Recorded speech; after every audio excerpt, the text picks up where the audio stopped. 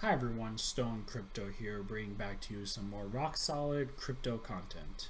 Today I'll be discussing what are ICOs and how can you find good ones. The four topics I'll be going over are: what exactly are ICOs? What do you need to know about ICOs and why are they revolutionary?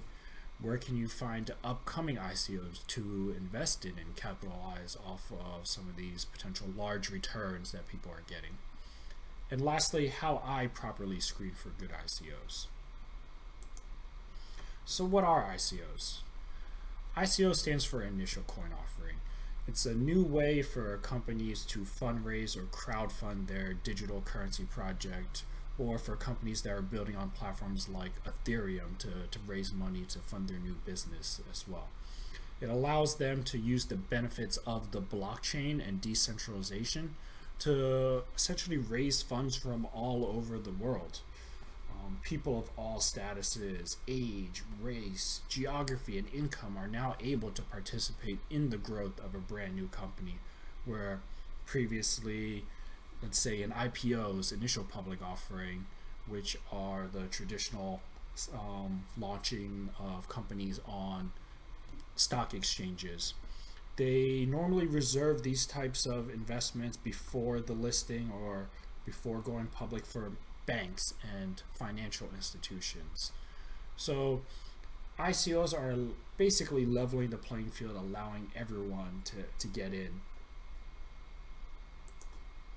So what do you need to know about ICOs? Well, as I just mentioned, it levels the playing field for everyone.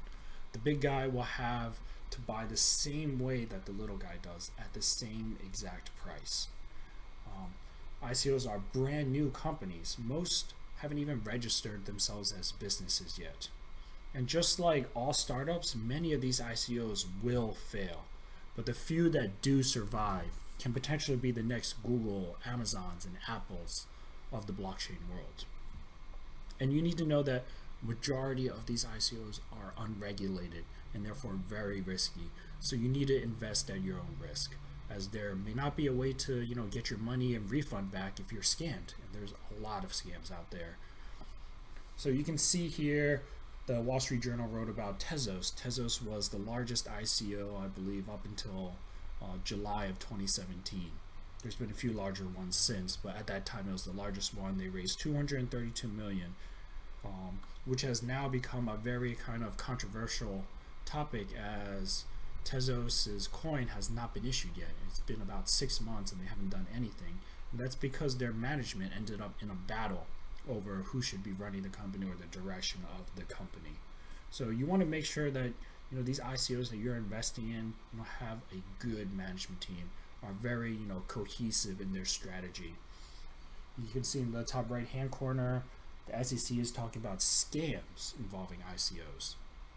So there's ICOs out there that are just trying to take your money and offering you nothing in return. You want to make sure that the ones that you're investing in are actually doing something that you believe will make a difference in the world, that putting that company on the blockchain will actually be disruptive. And you want to also make sure that these companies that you're investing in have solid development background. They have a strong developer or many developers who can securely run an ICO. There was an ICO called CoinDash this year where hackers managed to hack their website the day of the ICO and change the contract address that everyone was sending their Ethereum to. So nobody knows, or nobody knew at the time what was going on, but all these investors, let's say you, me, and some of your friends, were sending into the CoinDash ICO, getting ready to get our tokens back. But in reality, we are sending them to a hacker's address because they hacked the website right before the ICO and changed that address. And CoinDash didn't notice until a few hours later when they realized that no Ethereum was showing up into their contract address wallet. So where can you find upcoming ICOs? So here's a few websites that I have listed. There's a lot of them out there, but ICO Alert is pretty good. Smith & Crown, ICO Watch List, ICO Dash List. I get a lot of my ICO recommendations from YouTubers I follow who cover crypto and ICOs specifically as well, so that's a good place to get that information. But it's not hard finding ICOs. They're all over the place. Everyone and their mother is trying to ICO a company right now to make easy money. So you want to make sure that you're investing in the right company. They're launching an ICO for the right reasons, raising funds for the right reasons, so they can actually disrupt a certain space by putting it on the blockchain. And how I properly screen for good ICOs. First, I start by screening for ICOs through reading the white paper. Every single ICO will most likely have a white paper or something similar to a white paper. It's usually a 5 to 100 page plus document that outlines what the company is looking to do, direction of the company, the people involved, coin supply, price per token, the market potential, any kind of potential downfalls. It's kind of like a business concept paper that explains everything real quickly for you, but not as lengthy as a business plan. After you're done reading the white paper and everything looks good, you like the team, you like what they're trying to do, you think the market is potentially very large, you can make, if this company does well, the token value could actually increase. They actually have a legitimate purpose for trying to tokenize their company and putting it on the blockchain. So assuming all of that is okay, you start to look up the management team, every single individual on the management team, and developers if they're available as well. You want to look at their Facebook, their Google, their Twitter, their LinkedIn. As I mentioned earlier, there's a lot of scams out there. There's people saying that Charlie Lee, Roger Ver, or Jihan Wu are part of our advisory team, or this CEO is on board, has just joined to head the company. A lot of that information could be fake. There's been instances where people have taken pictures off the internet and just put them on their website when that particular individual has no involvement at all in that company. So you want to make sure that when you do click on their LinkedIn profile, that they are actually the CEO or they're actually the CTO, CFO of the company. You want to make sure that those individuals that are part of that ICO have relevant leadership experience. If you're a 26-year-old running an ICO and all of a sudden you're the CEO now, like, what really justifies you in that position? Like, do I really want to put my money and trust in you as a 26-year-old that's never run a company before, that has no management experience, that just has a great idea? Sure, ideas can be great, but execution is more important than the actual idea itself.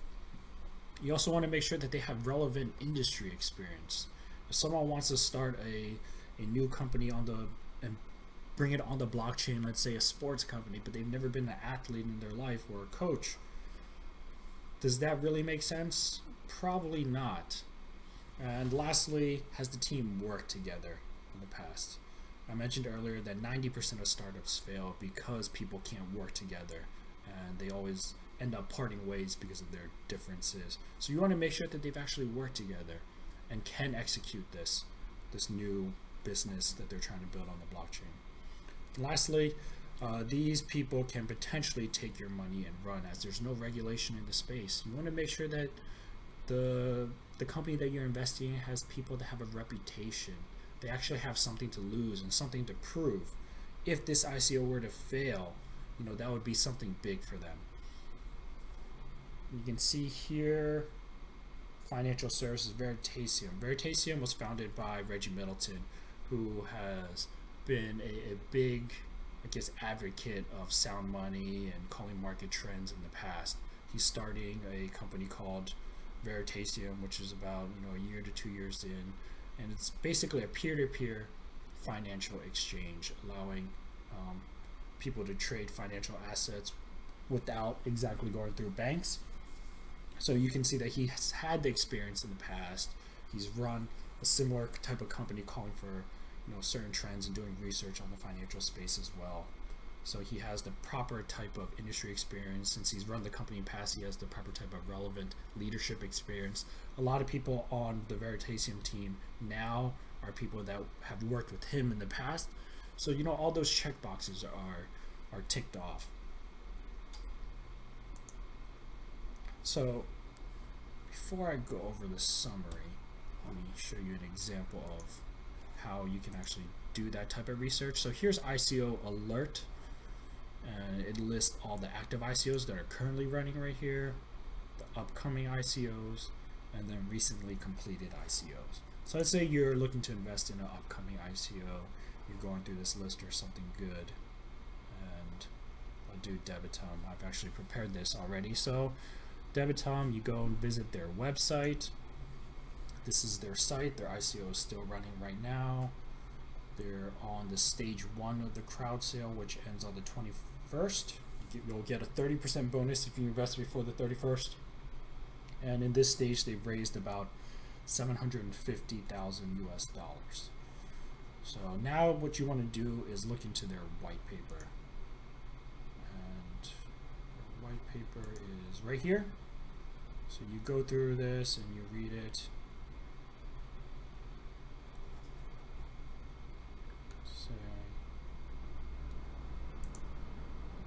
So white paper looks pretty good. You can click on it, it takes you to that particular section of the paper.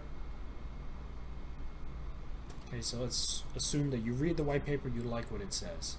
Now you're going to go and look into the team. So these are the 3 people that are mentioned on the leadership side. So you want to pull up their LinkedIns, their Twitters, Martins, Donatus, and JuiceToss. So here's Martins. Here's his LinkedIn profile. Okay, so you can see that he's the co-founder of Debitum Network. That's a plus. It actually says it on his profile. It's good. So it looks like he's a board member of DeFi. So it seems like a very similar type of company in a similar space, which is good. He was a director of Intech. Okay. And so he's not job hopping. You can see that he's been at this company for about 4 years. So that's good. So Donatus.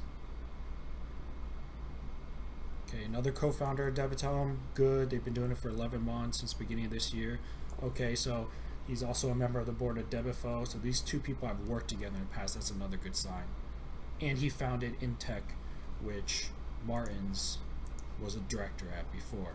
Another good sign. So JuiceToss,